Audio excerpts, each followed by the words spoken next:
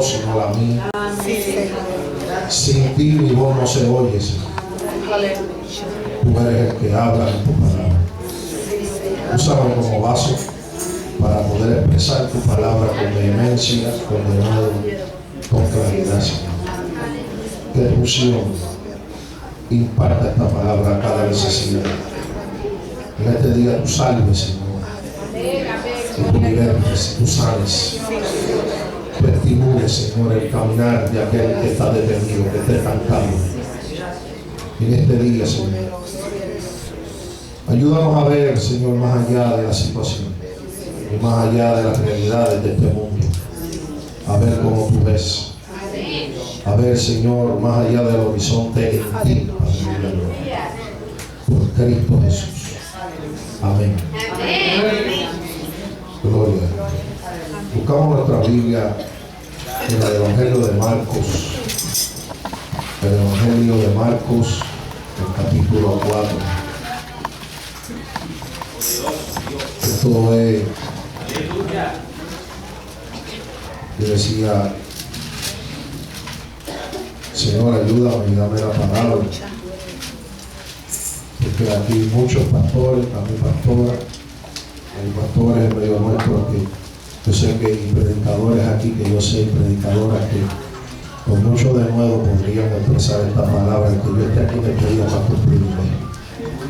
Yo le agradezco a Dios, a mi pastora y a todos los pastores que están aquí por su paciencia, y a todos los hermanos. Y esto es una historia que yo sé que hasta la escuela bíblica la han hablado, pero el Señor me dio unos puntos aquí que quisiera compartir con ustedes en este día. Se encuentra en el verso 35 del capítulo 4 de Marcos. Dice el verso 35 que en aquel día, cuando llegó la noche, les dijo: pasemos al otro lado. Pasemos al otro lado. Gracias a Dios por tu palabra. Se puede sentar, amado.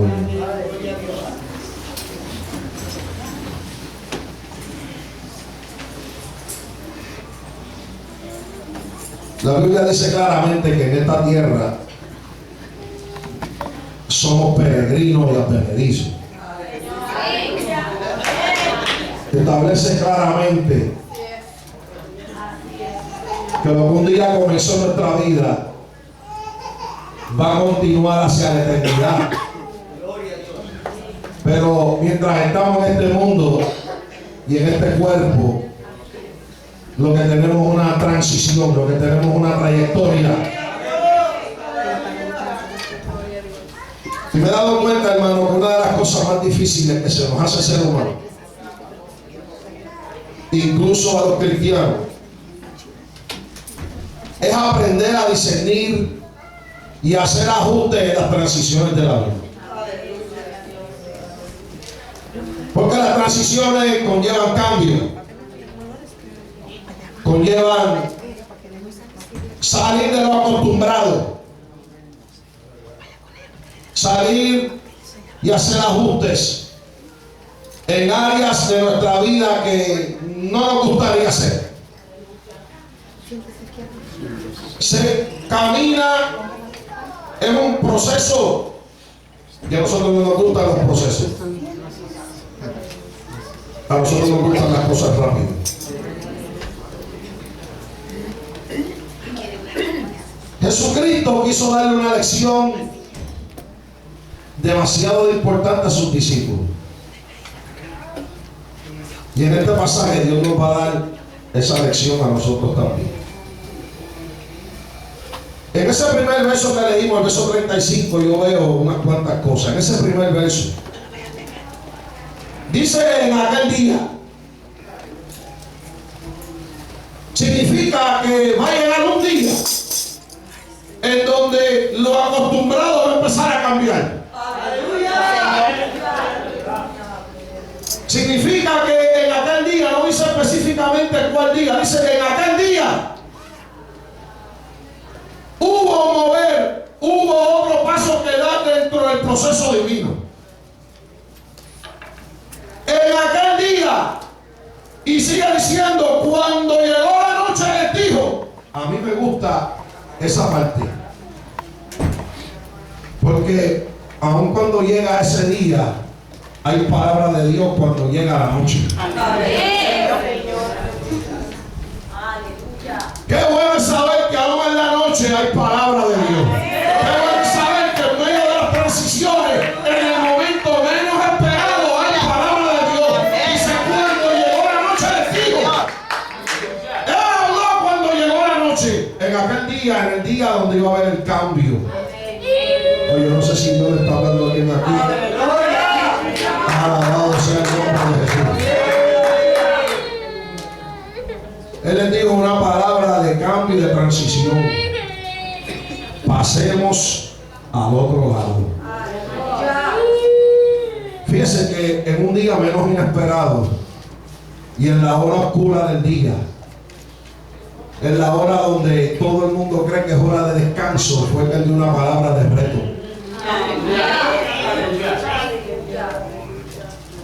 Porque la noche es para dormir y el día para trabajar. Pero como el Señor nos quiere dar una lección de salir de lo cómodo, a veces tenemos que trabajar cuando es hora de descansar. A su nombre. Él va a hacer cosas diferentes para retar nuestra fe. Él va a hacer cosas diferentes en un día. ¿Cuándo es ese día? En el día de tu vida, en el día de mi vida. En algún momento de tu día, de tu vida, Dios va a usar ese momento y esa palabra. Y le dio una palabra de movilización.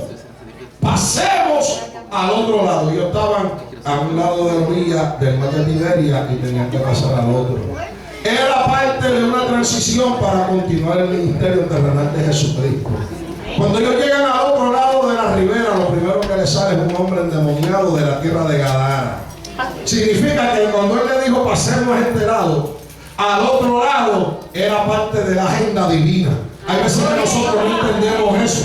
Hay veces que nos acostumbramos a estar en una orilla y Dios dice, yo necesito que tú cruces a la otra. Ahora, de una orilla a otra pasan cosas. Con toda la gloria a Dios. Con toda la gloria a Dios. Porque hay veces que nos acostumbramos a pescar de orilla, pero a veces Dios quiere que nos vayamos más adentro. Esa como que no le gustó su nombre. Ese aleluya fue como empujadito.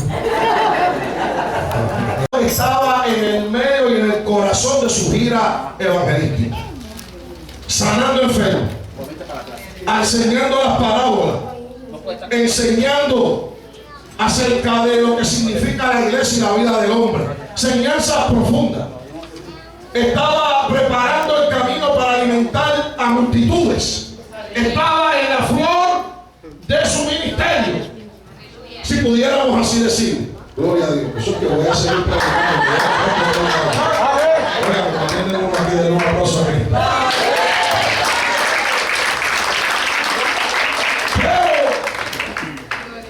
Pero, escuche esto. En el medio de ese florecimiento y de ese caminar y de esa gira ministerial, llega un momento bien inusual. Llega el momento donde dice el verso 36, despidiendo a la multitud. Era el momento de estar únicamente con sus discípulos. Ya no había aplausos, ya no había multitudes, ya no había gritos, ya no había grandes conferencias, ya no había grandes predicaciones, grandes enseñanzas. Ahora hay una enseñanza de tú a tú. Ahora llega una enseñanza íntima. ¿Sabe? Hay veces que nos tenemos que acostumbrar también, en el momento donde no hay multitud, a oír la voz de Dios. Porque muchas veces nosotros pensamos que por la multitud es que está Dios. Pero a mí la Biblia me enseña que Dios está en todo lugar. Y cuando Dios da multitudes, la da por un propósito. Y cuando Dios retira las multitudes, también entendamos que va a ser por otro propósito. Fíjense dónde se da esta palabra. despedir a la multitud. Yo no sé si usted ha leído esto con detenimiento, lo importante que son estas frases en el verso. Despidiendo la multitud. Le tomaron, y escucha esta frase, como estaba. Usted dice, ¿qué significa eso? Significa que ya el Señor estaba en una barca de las muchas que habían allí, y desde esa barca dijo, pasemos al otro lado. Quien dio el primer paso de entrar a una barca vacía fue Él. Por eso la interpretación de esa frase es, y tomándolo como estaba, es que ya Él estaba en la barca, y ya ellos se montaron y lo tomaron, porque ya Él estaba en la barca. Y desde esa barca fue que Él les dice a ellos, pasemos al otro lado. Eso es bien importante, porque a veces nosotros creemos que en las transiciones de la vida Dios va detrás de nosotros empujando. Y en las transiciones de la vida ya está en la barca invitándonos. Ya está en la barca diciendo, pasemos al otro lado. O sea, el primero que se dispuso pasar al otro lado fue Él. El primero que no, aleluya, escatimó, que ya la multitud no estaba para hacer grandes milagros y tener elogios y tener ovaciones, fue Él. El primero que le dijo a ellos, vengan que hay otro paso que dar aquí, fue Él. El primero que nos dice a nosotros, dentro de tu proceso, el otro paso que tienes que dar, ya yo lo estoy dando antes que tú, para que cuando tú lo des, tú tengas confianza y seguridad en ti.